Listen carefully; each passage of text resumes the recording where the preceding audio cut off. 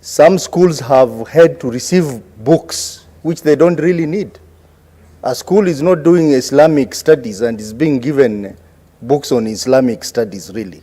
That's a waste. So, Mr. Speaker, the idea to change the policy to centralized procurement may have been inspired by the need to have a centralized accountability on the procurement process. But that, in a way, it's going to create more problems than the system that was there before.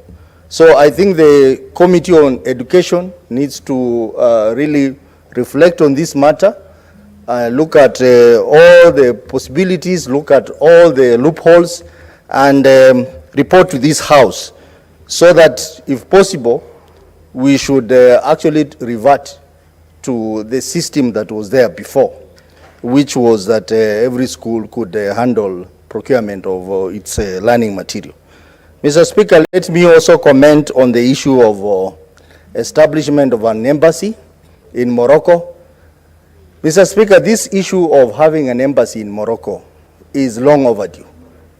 And there is no justification at all for Kenya government not to have an embassy in Morocco.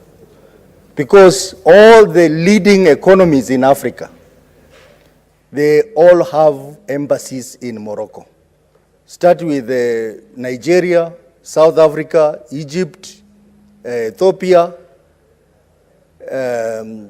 Algeria. They all have embassies in Morocco because Morocco is a big economy and Morocco is a flourishing economy, which this country really needs to benefit from having a diplomatic engagement with Morocco. So there is no justification not to have. But I'm aware, Mr. Speaker, the government is trying to quietly establish an office in Morocco. But, Mr. Speaker, as a standard, I think it's important for that process to be processed through Parliament, so that Parliament gives an approval for the establishment of embassies in such strategic countries. Mr. Speaker, coming to the issue of the PS for Foreign Affairs, I have heard Senator Galwale trying to defend the PS. I think there is no justification in what he did.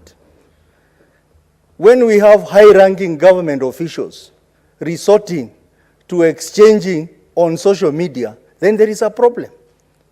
And Mr. Speaker, the PS would easily have taken his phone and called you.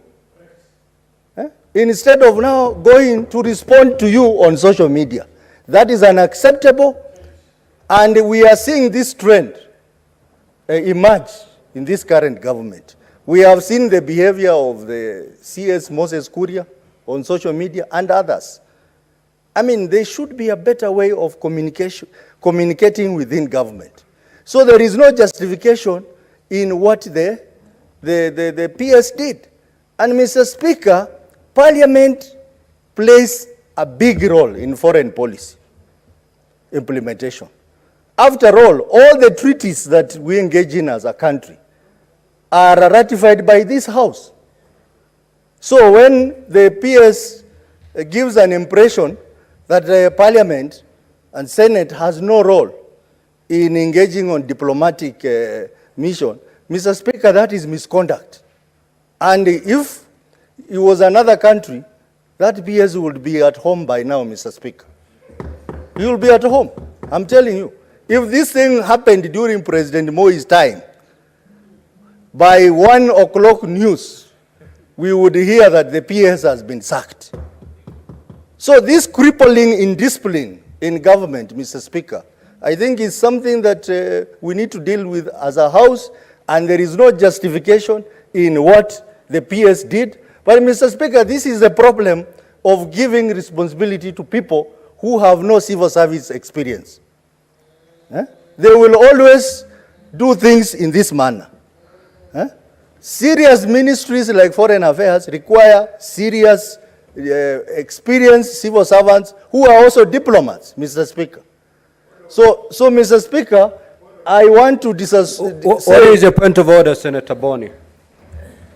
Mr. Speaker, is it in order, rising on Standing Order number 105,